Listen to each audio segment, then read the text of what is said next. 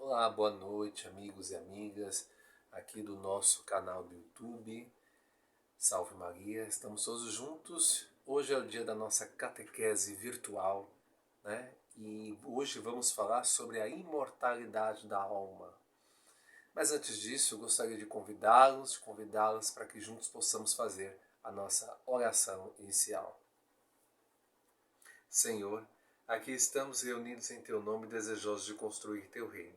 E o Espírito Santo que enviaste aos nossos corações e mantém viva a Tua presença em nós, nos ensine o que devemos refletir e os passos que devemos dar, para que, fortalecidos com Tua graça, possamos realizar os Teus desígnios. Se Tu, ó Espírito Santo, o inspirador do nosso discernimento. Ensina-nos a escutar os outros e a nos deixar iluminar por Suas luzes, e faz que sempre busquemos a verdade. Desejosos disto, estamos aqui reunidos, em nome do Pai, do Filho e do Espírito Santo. Amém. Muito bem. Os protestantes dizem que quem intercede por nós são os que estão vivos. E os que morrem não podem interceder, pois estão dormindo e esperando a ressurreição. Mas vamos ver como isso é falso. Então, na nossa catequese virtual de hoje, nós vamos falar sobre essa afirmação dos protestantes. Na verdade, ela acaba sendo uma coisa falsa, baseada na própria Sagrada Escritura, que dizem acreditar, né, a chamada sola Escritura. Vejam bem.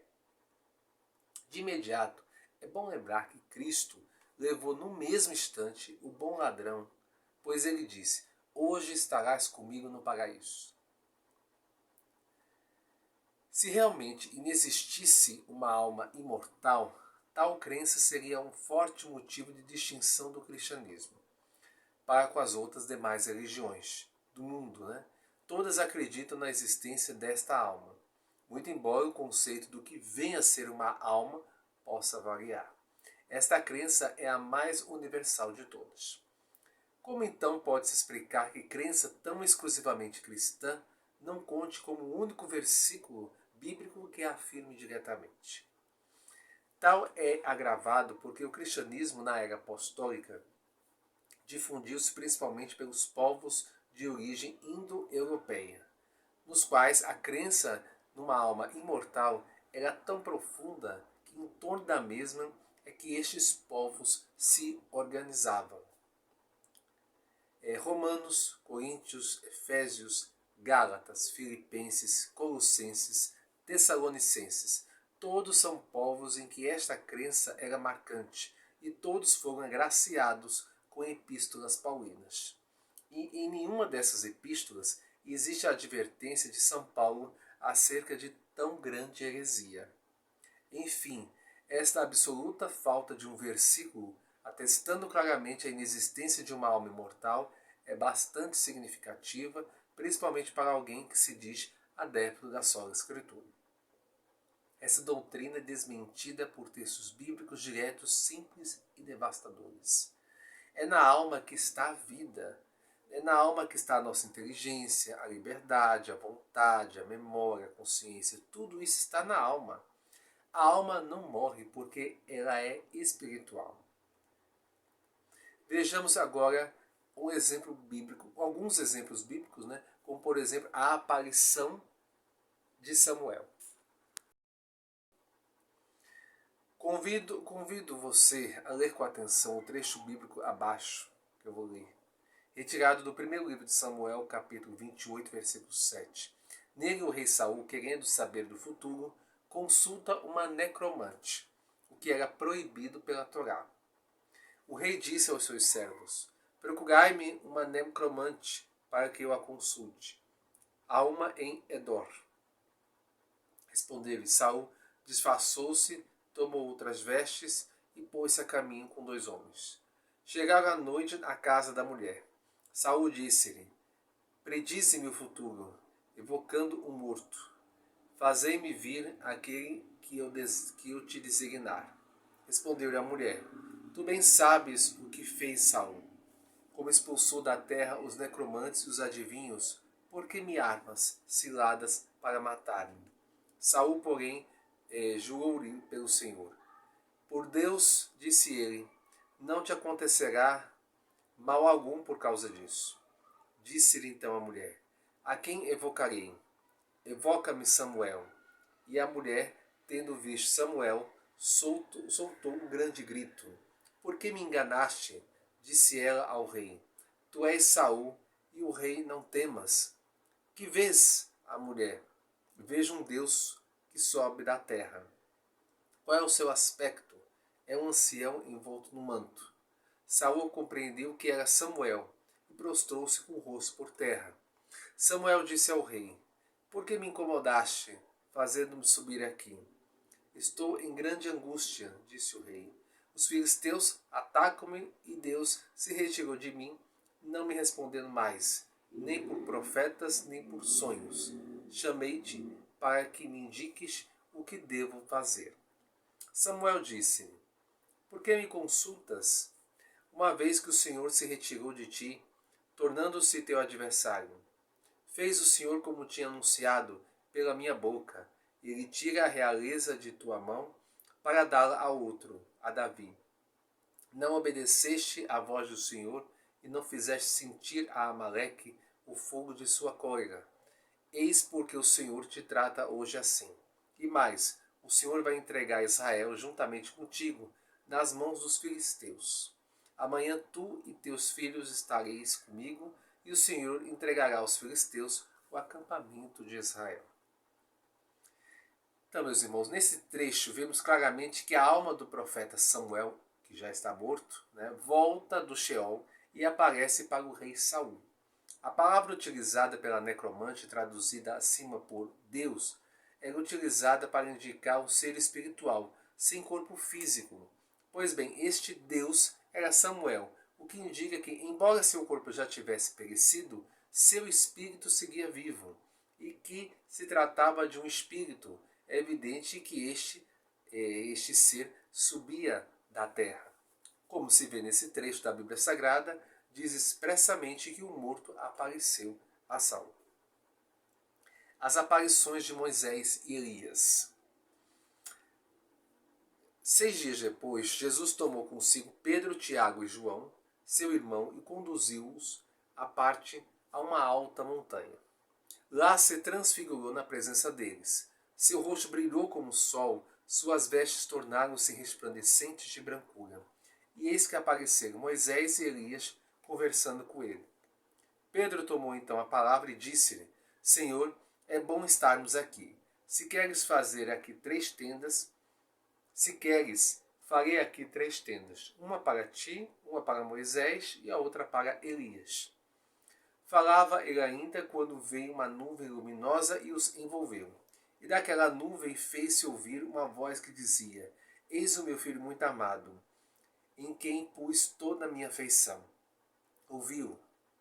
Ouvindo esta voz, os discípulos caíram com a face por terra e tiveram medo.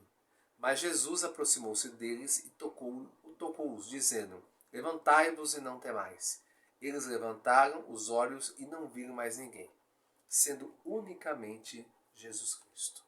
Isso está no Evangelho de São Mateus, capítulo 17, versículo 1 em diante. Novamente, estamos diante de um texto bíblico que, de maneira expressa e insofismável, afirma que 2 homens já mortos apareceram aos vivos, no caso Moisés e Elias.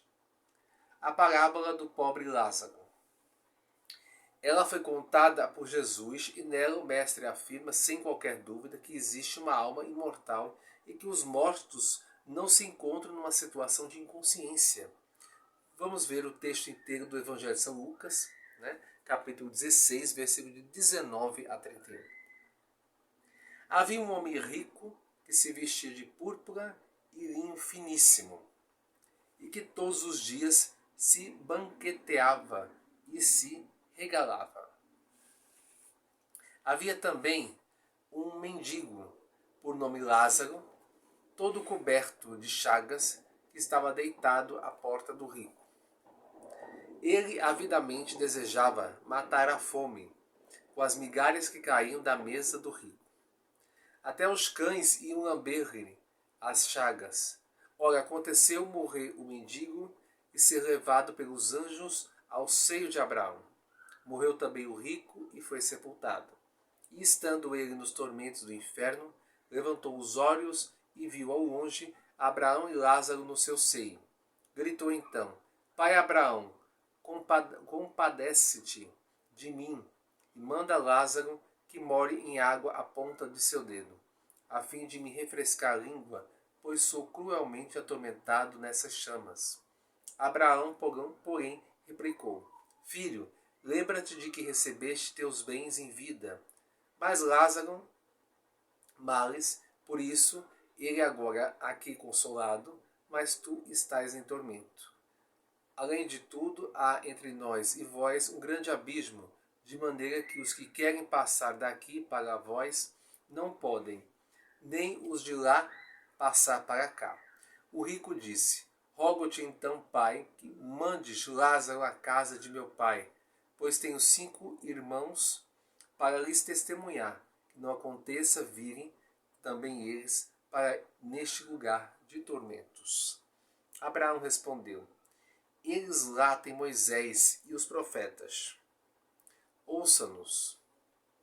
O rico replicou: Não, pai Abraão, mas se for a eles, alguns dos mortos arrepender-se-ão. Abraão respondeu-lhe: Se não ouvirem a Moisés e aos profetas, tampouco se deixarão convencer, ainda que ressuscite algum dos mortos. Deixa eu ver. Em primeiro lugar, afirma-se que Lázaro, após morrer, foi levado pelos anjos ao seio de Abraão. Ele não entrou na inexistência esperando uma ressurreição no dia do julgamento final. O mesmo aconteceu com o rico, que, estando morto em tormentos no inferno, mantém um diálogo com Abraão, também já falecido. Tendo Lázaro ao seu lado, Abraão diz claramente que eles estão mortos. Recebeste os bens em vida, por isso agora tu estás em tormento. Diz ainda que, enquanto se passava este diálogo, os irmãos do rico estavam ainda vivos. Portanto, enquanto nossa vida aqui segue em frente, os mortos conversando no outro mundo e antes do dia do juízo final. O próprio Abraão afirma que Lázaro ainda estava morto, isto é, que esse diálogo não se travou entre seres ressuscitados após o juízo final. E o faz dizendo que, ainda que ressuscitasse algum dos mortos, os irmãos do rico avarento não se convenceriam, portanto Lázaro ainda não ressuscitara. E a descida de Cristo aos infernos. O que aconteceu com Jesus Cristo entre o momento de sua morte e o de sua ressurreição? Teria ele entrado em inexistência? Teria seu espírito adormecido aguardando a ressurreição? É fé cristã desde o primeiro século que o espírito de Jesus, desprendido de seu corpo, foi ao Sheol pregar para os que lá estavam aguardando a redenção a ser operada pelo Messias. Com isto, Jesus Cristo resgatou da morte aqueles que haviam morrido anteriormente à sua redenção. Esta crença, que no símbolo dos apóstolos se encontra expressa com a fórmula desceu à mansão dos mortos, está atestada na própria Bíblia. Vejam bem. Pois também Cristo morreu uma vez pelos nossos pecados, o justo pelos injustos, para nos conduzir a Deus. Padeceu a morte em sua carne, mas foi vivificado quanto ao Espírito. É neste mesmo Espírito que ele foi pregar aos espíritos que eram detidos no cárcere, aqueles que outrora, nos dias de Noé, tinham sido rebeldes, quando Deus aguardava com paciência e enquanto se edificava a arca, na qual poucas pessoas, isto é, apenas 8 se salvaram através da água. Isso está na primeira carta de São Pedro, capítulo 3, versículo 18 em diante. Pois para isto foi o Evangelho pregado também aos mortos, para que, embora seja condenado em sua humanidade na carne, vivam segundo Deus quanto ao Espírito. 1 de São Pedro, capítulo 4, versículo 6. Então, como se vê, a crença de que as almas dos mortos aguardavam sua libertação no Sheol, o que por óbvio pressupõe a crença da existência de uma alma imortal, está atestada no texto sagrado. Se Jesus Cristo foi pregar aos mortos, é porque existe uma alma imortal, que por sua vez não pode estar num estado de inconsciência. A esperança de São Paulo. Né? Vamos ver mais um aqui. Né? Com isso aí a gente vai encerrar. Podemos nos perguntar, São Paulo acreditava na existência de uma alma imortal?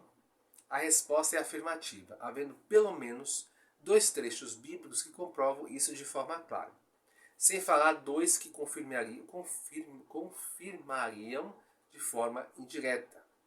O primeiro é tirado da segunda de Colossenses capítulo 5, versículo 6. Por isso estamos sempre cheios de confiança, sabendo que todo o tempo que passamos no corpo é um exílio longe do Senhor. Andamos na fé e não na visão. Estamos, repito, cheios de confiança, preferindo ausentar-nos deste corpo para ir habitar junto do Senhor. É também por isso que, vivos ou mortos, nos esforçamos para agradar-lhe, porque teremos de comparecer diante do tribunal de Cristo. Ali cada um receberá o que mereceu, conforme o bem ou o mal que tiver feito enquanto estava no corpo. Como você percebe, meus irmãos e irmãs, né? Os textos que falam de uma alma imortal são muito diretos. É necessário um enorme esforço exegético para não enxergar no trecho que eu acabei de ler, né, uma alusão clara e cristalina da existência da mesma. São Paulo afirma que o corpo nada mais é do que a morada desta alma, e enquanto a alma nele se encontra, não pode unir-se perfeitamente a Cristo. É por isso que ele anseia em morrer para estar o mais rápido possível com o Senhor, o que não teria sentido se o encontro com Cristo viesse a se dar apenas por ocasião do juízo final. Afirma ainda que nossa alma já é recompensada ou penalizada de acordo com aquilo que tiver feito enquanto ainda vivemos, ou seja, os mortos já gozam da recompensa ou de penas. O que implica em consciência, ninguém é penalizado ou recompensado se estiver incapaz de sofrer com a pena ou de gozar da recompensa. Vejamos ainda esse outro trecho. Porque para mim o viver é Cristo e o morrer é lucro. Mas se o viver no corpo é útil para o meu trabalho, não sei então o que devo preferir. Sinto-me pressionado dos 2 lados. Por uma parte, desejaria desprender-me para estar com Cristo, o que seria imensamente melhor. Mas de outra parte, continuar a viver é mais necessário por causa de vós. Está da carta de São Paulo aos Filipenses, capítulo 1, versículo 21. Ora, se não existisse uma alma imortal, por que São Paulo vivia um dilema? Por que morrer lhe seria um lucro?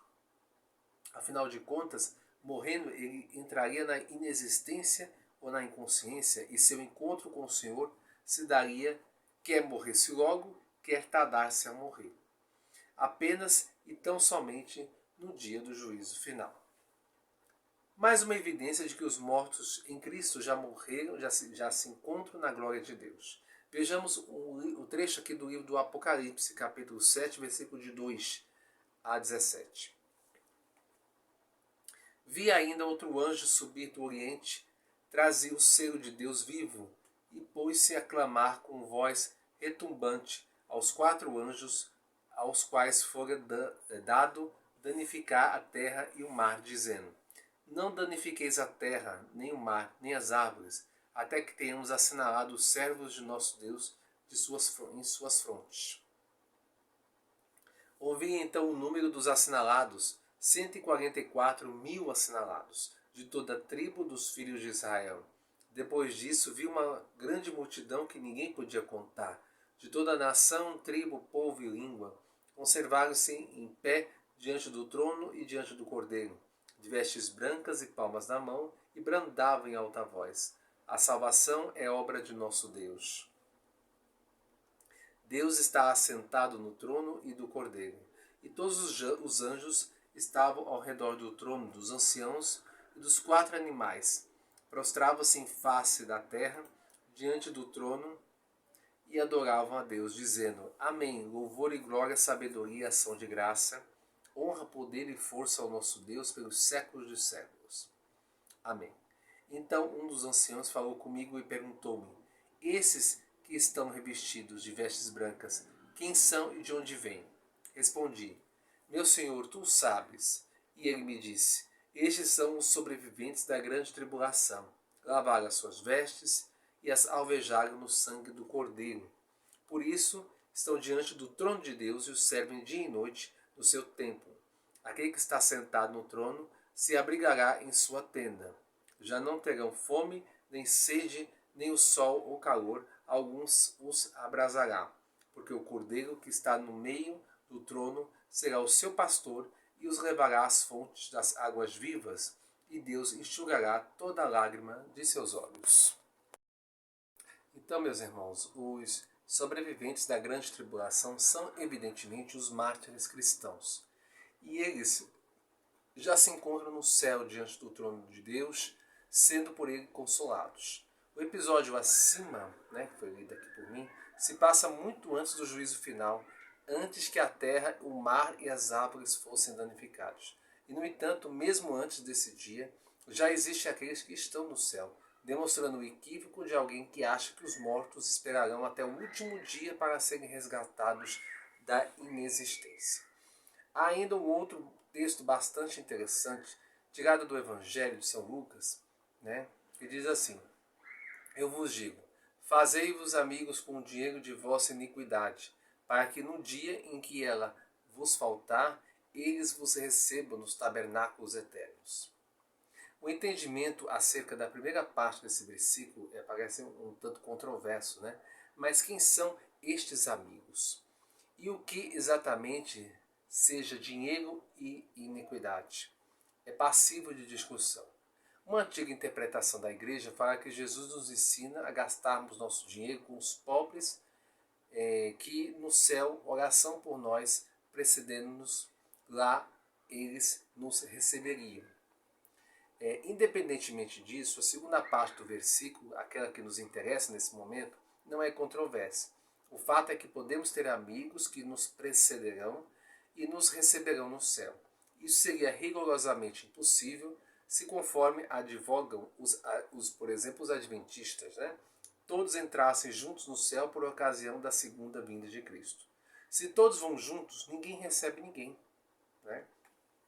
Se há quem nos receba, é porque há os que nos precedem. E se há os que nos precedem, é porque à medida que se morre, já se pode entrar no céu. Muito bem. Espero que vocês tenham gostado desse assunto, sobre a questão da imortalidade da alma. Vamos agora ao nosso momento de pedido de oração. Vamos lá? Rezemos então por todas as almas que estão no purgatório, em especial pelos meus pais, meu irmão, pela minha tia Maria Fernanda dos Santos e também a Dona Maria Belmiro Bento. Pela recuperação da saúde de Dona Romana Maria Jesus, por Dona Sulema, por Dona Ana Lúcia, pelo Paulo Luiz, pelo Monsenhor Guilherme, pela Carla Cibele, pelo avô e a mãe do José Luiz, por Adriana Araújo, por Dona Luzinete, João Lucas, o senhor Júlio e a Dona Benedita, que são os avós do Cleverson, por Zefinha, minha prima. Rezemos também por aqueles que estão desempregados, a Dona Ana Lúcia, o Paulo Nazário, este que vos fala, e a Luciclésia. Em especial, rezemos pelo Cleverson, pelo fim da guerra no Oriente Médio. Rezemos pelo Papa, pelos bispos do mundo inteiro, pela santificação do clero mundial, pelos diáconos, Marinaldo Souza em especial, e também pelo diácono Carlos Foiano. Por todos os leigos, em especial pelos nossos amigos e amigas de qualidade, a Luciclésia e a Dona Vera Lúcia, e também pelo nosso apostolado de defesa católica. Rezemos também pela união de todos os cristãos, a única igreja do nosso Senhor Jesus Cristo, que é a Igreja Católica Apostólica Romana, e que assim Deus possa atender a todos os pedidos. Amém. Pater noster, quis in celis sanctificetur nomen tuum, advenite regnum tuum, fiat voluntas tua, sicut in cielo et in terra. Pane nostro quotidiano da nobis hodie, et dimitte nobis debita nostra, sicut et nos dimittimus debitoribus nostris, et ne nos inducas in tentationem, sed libaga-nos a malo. Amém. Ave Maria, gratia plena Dominus tecum, benedicta tui mulieribus et benedictus fructus ventris tui, Iesus. Santa Maria, Mater Dei, ora pro nobis peccatoribus, nunc et in hora mortis nostre. Amém. Gloria Patri et Filio et Spiritui Sancto, sicut eram principio et nunc et semper, et in saecula saeculorum. Amém.